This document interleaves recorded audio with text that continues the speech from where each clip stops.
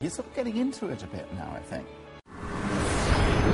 Election day in the United States is 9 days from today. What does it look like from abroad, and what is going on abroad? We are fortunate to have in one place three great global thinkers. Shashi Tharoor is a member of the Indian Parliament. He's been everything from Under Secretary General of the United Nations to Deputy Foreign Minister of India. Simon Sharma is a world-famous historian, born in Britain. He is now a professor at Columbia University.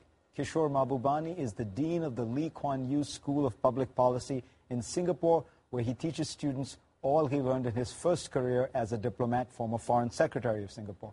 Welcome, gentlemen.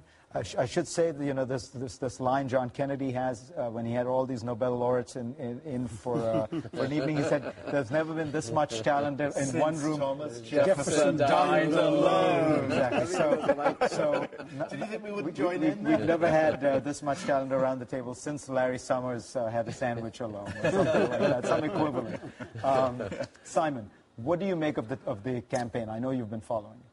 Well, what a very interesting moment, I think, actually. There are some signs that, as a column in the New York Times today saying, rage might not be working across the country. We might be going back to 2004, where we had a virtual cultural civil war coming out of that election, and different parts of the country very, very bitterly divided and polarized. So where there are kind of states that are in play, we'll all be on the edge of our seats. West Virginia, California is really terribly interesting. Whether or not Meg Whitman wins that, or, you know... And she's slipping behind. She's slipping behind a little bit.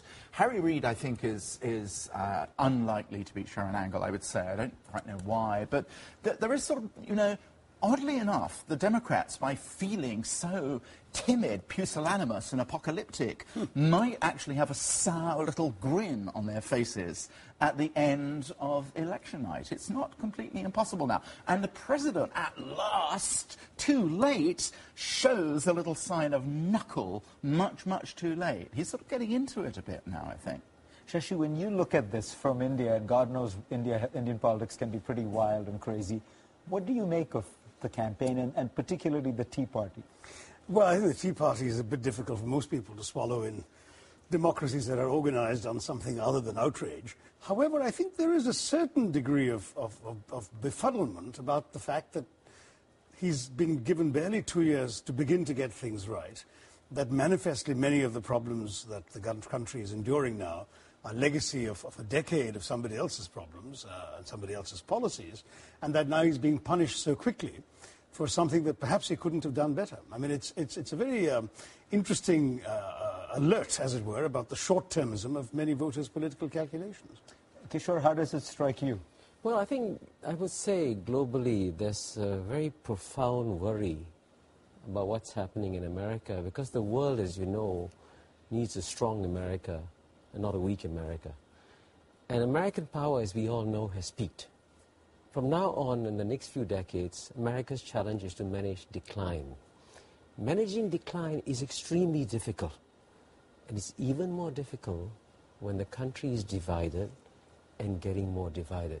So that leaves the whole world wondering, what are going to be the consequences to us when the biggest pillar of the international system that has carried it for the last 60 years, and that seemed to have a kind of solidity all this time, is suddenly shaky. And we do worry whether America, which sold the world on globalization for a couple of decades before this, at a time when the rest of the world has bought that prescription and is organizing itself in order to be able to benefit mutually from that process, whether suddenly America is now shutting down and moving away from the very principles it so long advocated. It's very odd. There's more talk about China than there is about Afghanistan right now. It's really astonishing. You've seen this movie before, in a sense. I mean, managing decline, Britain.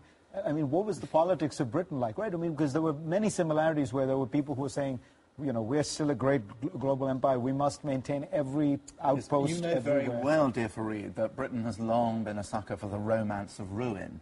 It's not really been a fabulous way to sort of sell your national identity.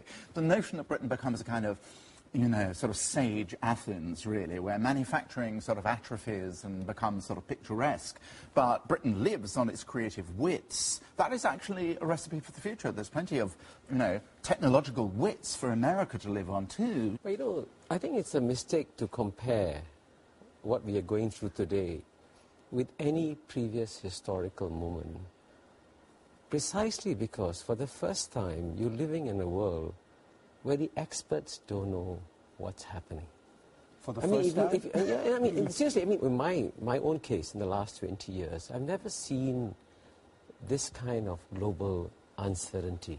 And therefore, we are in a much more worrying phase of history than we have ever been. And that's precisely why, at a time when actually you need more leadership rather than less leadership in the world, the United States' capacity to provide leadership has diminished significantly. What does that mean when you say more leadership?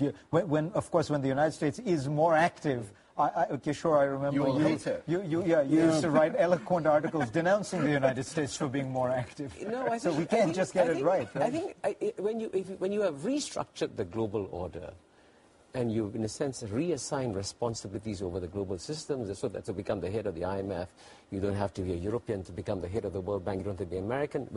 After you reshuffle the global order, then yes, you may want to spread out leadership. But as of now, the system as we have today relies a great deal on American leadership. And America has been happy, willing, ready to provide it.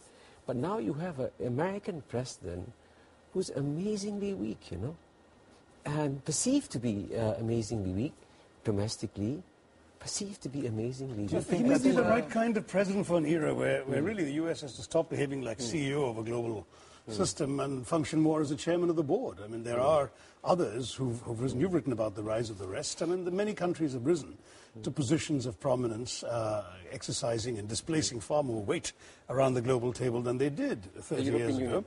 Well, I mean, I'm speaking of India and China and Brazil and South Africa and, yes, parts of the European Union. The fact is you can well imagine that when Kishore speaks of leadership, it cannot be the old directive leadership of the past. It has to be leadership in concert with others in a cooperative arrangement, a sort of chairman of the board arrangement. And, frankly, it has to be broad-based. The idea of a G2 condominium that